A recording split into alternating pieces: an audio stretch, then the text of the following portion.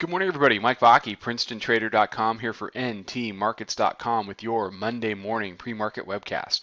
Okay, daily chart of the ES. Let me tighten up a little bit here. And you see the 73.25 high. We've made three consecutive lower lows off of that high, pulled back all the way to 47, so about 26 handles in total. The bears are putting together a little bit of a morning off of Globex, and right now we're 5 points higher than we closed on Friday. I'm still swing short, and I covered some on that, and I added it back. And in my other account, I went long the close on Friday, and I took I took that trade off at a decent profit this morning, between last night and this morning. So what I'm doing personally is I'm trading in and out of this long and short until the market decides one of two things.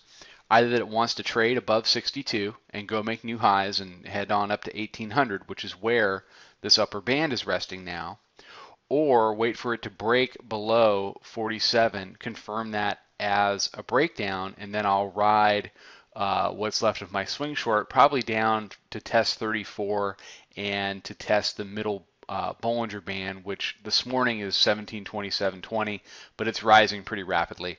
And wait for the market to test that level and see if that wants to hold, see if the middle Bollinger Band wants to hold, or whether the middle Bollinger Band wants to break down.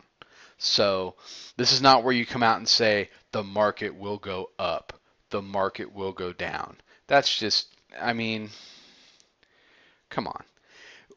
If you're doing this with any kind of discipline, if you're doing this with any kind of management, and you're doing it on a shorter term time frame, then the best swing move right now is to wait for a little bit more of a low, and the best day trade moves are to play these violent pops that we keep getting every day on the upside.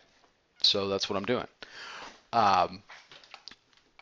As far as the bigger picture is concerned, if we close above 62, I'm very concerned. If you're a bear, you have to be concerned that we're going to go up and make new highs.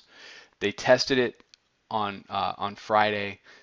They're continuing to push it now just as much as they can. The bulls run the risk of doing what the bears have done in the past, which is establishing a level as a ceiling, which in this case would be 1762. What the bulls want to do, if they can't break out, is to have the 47-48 level be established as a floor. If that happens, then what we've seen during the course of this run-up is that eventually the bulls will make it through and head up to new highs. Because if you back out the chart, there's nothing happening on this chart that tells me that 1773.25 is the high or the high, the end of the road. Nothing at all. All it tells me is that we're going to go down and make another higher low, and then likely head back up to make another higher high. So in that context, what is a higher low? Anything above 1640 is a higher low.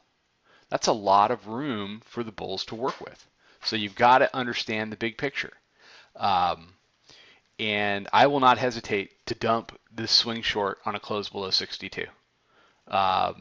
The average on it is about 54, and that's why you trade in and out from the long side, doing 5 handles here, 2 handles there, 10 handles here, the whole thing. That's why you trade in and out of it, because if you're ultimately wrong on the swing, you're going to have to take a little bit of a hit and get out. But that's trading. So that's the plan. With respect to the pivots, you've got double pivots at 1754. That's the daily and the 9-day. 45-day are sitting down at 1719.5. So based on the closing price, you're under 40 handles off the 45-day pivot. So the 45-day is neutral. So that's basically what I'm looking at going into today. The 3-day is sitting at 58.33. The 20-day is down at 22. Now let me show you this, then I'll go. So the 20-day is down at 22, which matches up with this double fib area. 23% of the move from the June low and 38% of the move from 1640 up to the 1773 quarter.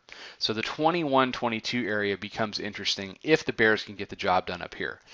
And despite the fact that they've made 3 lower lows, they're not really getting the job done. They've got a lot of work today.